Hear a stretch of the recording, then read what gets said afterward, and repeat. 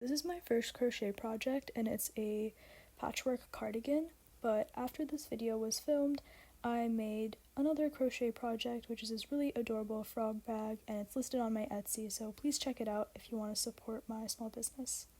So the materials I used for this project are listed here, and here's the pattern. The back is a 4x4, the front is 2 pieces of 2x4, each square is approximately 5 to 5.5 inches.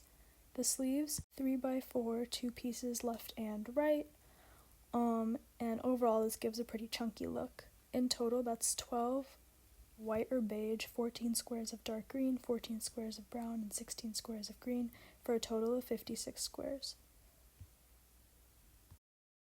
So for me, the first step was learning how to crochet and learning how to make the squares. In all, this is what the 56 squares looked like. I can do a video demonstrating these, but these are essentially just single crochet squares. So this is the layout of the back, and I'm going to start by attaching all of the pieces together. I used a crochet, I don't know what it's called, but I used a crochet method to attach the squares where you put the crochet hook in the outermost chains and just slip stitched essentially. And this method was great for the horizontals. It allowed the stitch to be basically invisible, as you can see here. I used a different method for attaching the squares vertically, which was essentially just like going in with a needle and zigzagging, and that also worked well, but I found that the crochet method was slightly more durable. As you can see, this is the back without the vertical attachment. It looks pretty good so far. I attached also the front, but be sure to only attach the corner squares, not the middle 2 squares, because that's where the collar will go. Okay, so as you can see, this is the vertical attaching method, and this is the outline of the sleeves.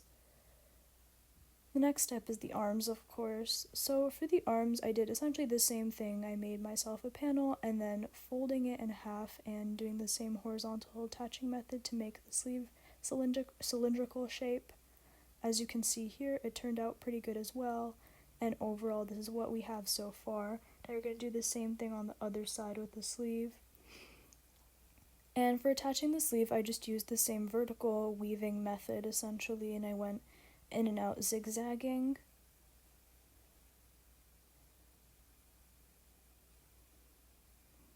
It worked out pretty well, but I did end up with quite a few problems, like holes in different places, and just like overall some things that looked a little ugly, but I ended up weaving in the ends and pushing the holes in, and it was okay. As you can see here, this string ended up being too loose, so I just tightened it up and I didn't have any problems after that. Looks pretty good so far. But now, at this point, the touch that's really going to make it look like a cardigan is the ribbing. So for the ribbing, for the bottom ribbing, I first chained 10 loops. And the method I'm using to make this ribbing is only single crocheting in the back loop, so this whole project is done with single crochets and slip stitches basically. I didn't even know what double crochets were at the time, but basically just single crocheting the back loop and you get this really beautiful ribbing. I did the same thing for the bottom and the arms, and I did the same thing for attaching as well, with one minor difference which I'll get to in a bit. So one thing to note is it's important that you don't the ribbing off from the yarn, because chances are that you'll have a couple extra rows. So I just made sure to undo those rows and fully finish attaching it. That made it much easier than having to cut it open. And for the arm, I did the exact same thing, wrapped it around my hand to figure out the best width. I made it tight but not too tight so that I would be able to get it on easily. And after attaching the ribbing to form the cylindrical shape, I ended up with the arm cuff, and now I had to attach it. So basically the method I used was I took my crochet hook and put it into one chain of the ribbing. but 2 chains of the overall arm, and that gave it this really nice tight finish. For the lapels, or like the button bands, I did start off with 1 row of slip stitching, as you can see here. And then I believe I went over, I think around like 4 rows of single crochet. As you can see here, this is my 2nd row.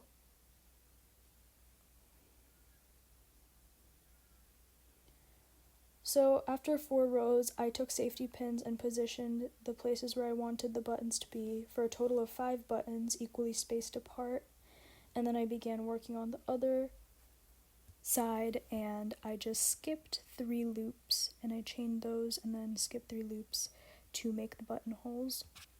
To make the collar, I did the exact same thing. I did 1 row of single slip stitching, and then as many rows of single crochet as I wanted the collar length to be.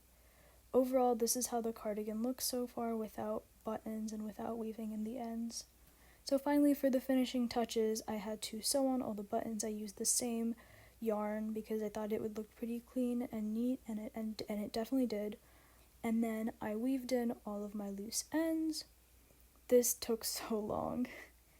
And finally, I had a almost done crochet cardigan. As you can see, there's still some loose ends, but it turned out really good. I'm honestly really happy with it. I'm so surprised that it turned out the way it did. Overall, I'm really happy with it, especially for my first crochet project. It turned out much better than I was anticipating. I think the approach to crochet this with patchwork squares honestly took so long, but I think it was a good idea for me because it gave me enough motivation, because every time I finished a square, I would be like super excited and it would just motivate me. But everyone's different, definitely, so do note that this project takes a really, really long time to make. I will make a separate video with tips and tricks that I learned from this, and a more in-depth tutorial perhaps. So thank you guys for watching. Please like, subscribe, and check out my Etsy shop. Thank you.